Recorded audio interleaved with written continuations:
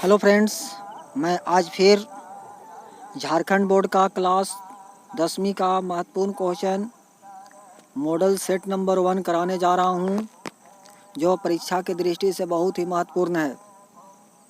यह जो है विषय विज्ञान का फर्स्ट टर्म का ऑब्जेक्टिव क्वेश्चन कराने जा रहा हूं। इस सेट में कुल 40 प्रश्न होंगे और एग्ज़ाम में 1.5 घंटा का टाइम मिलेगा। तो पहला क्वेश्चन है, दाढ़ी बनाने में किस प्रकार के दर्पण का उपयोग किया जाता है? इसका सही आंसर जो है ये है अवतल दर्पण। दाढ़ी बनाने में अवतल दर्पण का उपयोग किया जाता है। Answer C number right answer.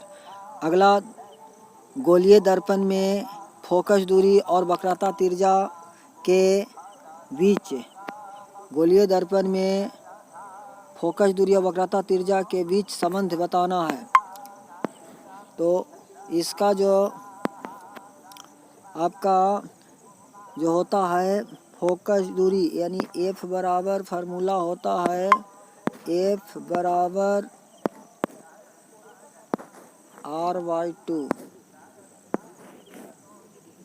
F यानी फोकस दूरी, R बराबर वक्रता तिर्य्या। तो इसका answer B number right answer होगा। अगला क्वेश्चन, प्रकाश के अपवर्तन के क्रिया में कौन सी भौतिक राशि अपरिवर्तित रहती है? इसका प्रकाश के अपवर्तन में कौन सी भौतिक राशि अपरिवर्तित रहती है? तो आवृत्ति। आंसर ए नंबर आवृत्ति जो है अपरिवर्तित रहती है। अगला क्वेश्चन, चौथा नंबर क्वेश्चन है, अपवर्तन के से अवतल दर्पण से प्रकाश के बाद किरण किस बिंदु से होकर गुजरती है? तो F और C के बीच से होकर गुजरती है। आंसर ऑप्शन नंबर जो है आपका C D number answer right है। अगला क्वेश्चन जो है क्वेश्चन नंबर 5, किसी दर्पण से वस्तु को कहीं भी रखने पर वस्तु का बराबर आकार और सीधा प्रतिबिंब होता हुआ दर्पण क्या कहलाता है? तो कहीं भी आप अगर दर्पण को रखते हैं वह प्रतिबिंब जब समान देखता है तो ऐसा दर्पण को हम समतल दर्पण कहते हैं। समतल दर्पण में प्रतिबिंब जो है आपको अगला क्वेश्चन जो है क्वेश्चन नंबर 5, किसी दर्पण से वस्तु को कहीं भी रखने पर वस्तु का बराबर आकार और सीधा प्रतिबिंब होता हुआ दर्पण क्या कहलाता है? तो कहीं भी आप अगर दर्पण को रखते हैं वह प्रतिबिंब जब समान देखता है तो ऐसा दर्पण को हम समतल दर्पण कहते हैं। समतल दर्पण में प्रतिबिंब जो है आपको सेम बनता है। प्रतिबिंब जो है आपको सेम बनता है। तो ऑप्शन नंबर आपका सी नंबर। सातवां है, छठा क्वेश्चन है, प्रकाश के अपवर्तन के कितने नियम हैं? प्रकाश के अपवर्तन के 2 नियम हैं। एक, गोलीय दर्पण की वक्रता तिर्य्या 50 सेंटीमीटर तो फोकस दूरी ज्ञात करें। तो फोकस दूरी यानी F निकालना है। तो F बराबर क्या फार्मूला होता है R/2। R/2। R कितना है आपको 50 सेंटीमीटर है। तो 50 सेंटीमीटर है, उसका आधा करेंगे तो कितना हो जाएगा? 50 सेंटीमीटर है, 50/2 डिवाइड कीजिए, कितना होगा? 25 centimetre. Option C number answer हो। क्वेश्चन नंबर 8, 1 मीटर फोकस दूरी वाले उत्तल लेंस की क्षमता बताना है। तो इसका जो है D बराबर 1/f मीटर में ये होता है, यानी आपको 1 मीटर फोकस दूरी यानी 1/f बराबर 1 काटेंगे, कितना हो जाएगा 1D। 1D जो है इसका राइट आंसर बी नंबर। उसी तरह क्वेश्चन नंबर 9, किसी उत्तल लेंस की फोकस दूरी हमेशा क्या होती है, धनात्मक होता है। अवतल दर्पण का फोकस दूरी हमेशा ऋणात्मक होता है। प्रकाश का वेग न्यूनतम किस में होता है, तो प्रकाश का वेग जो न्यूनतम होता है वह होता है ठोस में, यानी ठोस इसमें कौन सा है, तो कांच। आंसर डी नंबर, कांच। नेक्स्ट 11 नंबर क्वेश्चन, 4D क्षमता वाले अवतल लेंस की फोकस दूरी क्या होगा। अवतल लेंस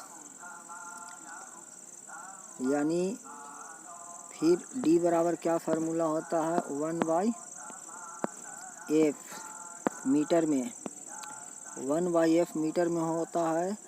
तो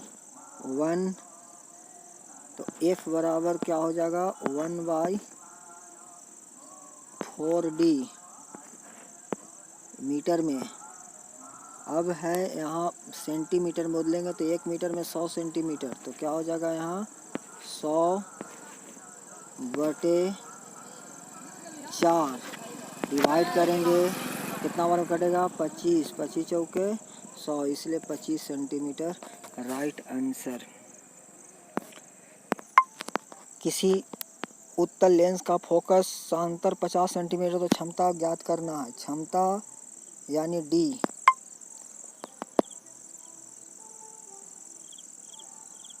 तो D बराबर 50 सेंटीमीटर में है, तो 1 मीटर में 100 सेंटीमीटर, ऐसे 100 बटे क्या होगा 50, डिवाइड कीजिए 50 दूनी 100, कितना हो गया 2 डायोप्टर 2D। अब यहाँ पर 2D आंसर जो है D नंबर। 13 नंबर में प्रकाश का वेग सर्वाधिक होता है किसमें, निर्वात में। प्रकाश का वेग सर्वाधिक निर्वात में होता है, प्रकाश का वेग सबसे कम जो होता है ठोस में होता है। नेक्स्ट 14 नंबर क्वेश्चन, दिए गए प्रक्रम में कौन ऊष्माक्षेपी है। श्वसन ऊष्माक्षेपी है। ऊष्माक्षेपी जो ऊष्मा को जो क्या करता है, त्याग करता है, और ऊष्मा शोषी जो ऊष्मा को ग्रहण करता है। 15 नंबर क्वेश्चन है, चिप्स के पैकेट विकृत गंधता से बचने के लिए कौन सी गैस डाली जाती है, नाइट्रोजन गैस डाली जाती है। अगला है 16 नंबर, जंग लगना किस प्रकार की अभिक्रिया है। जंग लगना जो है संयोजन अभिक्रिया है। ऑप्शन नंबर जो है ये नंबर, जंग लगना संयोजन अभिक्रिया है। अगला क्वेश्चन 17 नंबर में है, दिए गए अभिक्रिया में किस प्रकार पदार्थ का उपचयन हो रहा है, तो इसका आंसर होगा कार्बन का, सी यानी कार्बन। तो देखिए ZNO plus C, ZNO plus C बराबर Zn प्लस CO। इसमें ऑक्सीकरण क्या हो रहा है, 2 का +2 हो रहा है। कार्बन में 0 का ऑक्सीकरण हो रहा है। Zn में 0 हो रहा है और इसमें हो रहा है 2। अब यहाँ पर देखिए कि ये जो है Zn से Zn आया तो माइनस हो रहा है, माने 2 से 0। तो जो ऑक्सीकरण जो होता है, जो ऑक्सीजन का संयोग करता है, तो अब C में देखिए C से O+2 आ गया, इसीलिए क्या हो गया, कार्बन में ऑक्सीकरण हो रहा है।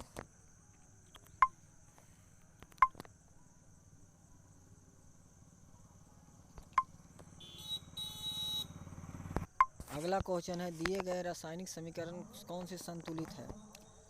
तो ए नंबर में होता है CaOH2 plus CO2 dash CaCO3 plus H2O। दूसरा में है बी नंबर में है H2 प्लस O2। H कितना है? 2 है, लेकिन राइट साइड में H देखिए कितना है? 2 दूनी 4, इसलिए ए ऑप्शन नहीं होगा। ये जो बी नंबर नहीं होगा, इसमें Al 4 है, इसमें Al 2 है। सी नंबर भी आंसर नहीं होगा, इसमें Cl जो है। डी नंबर में Cu 2 है, इधर Cu LHS में Cu 2 है और HS में Cu 1 है, इसलिए डी नंबर भी आंसर नहीं होगा, इसलिए राइट आंसर ये नंबर हो गया। अगला क्वेश्चन है क्वेश्चन नंबर 19, दिए गए चित्र में कौन सी अभिक्रिया हो रही है? देखिए PV और PbCl2, CuCl2 PbCl2 plus Cu क्या है कि इसमें जो है PV यहाँ से PbCl2 जुट गया, यानी A प्लस BC बराबर क्या हो गया? AB plus B। AB नहीं, AC plus AB, AC plus B, यानी क्या हो रहा है? ये संयोजन विस्थापन अभिक्रिया आंसर हो गया डी नंबर। दिए गए पदार्थ में कौन सा गंधीय सूचक का एक व्यवहार करता है? गंधीय सूचक का व्यवहार करता है, यह है प्याज। क्वेश्चन नंबर 21, हड्डियों को जोड़ने के लिए डॉक्टर किस लवण का प्रयोग करता है?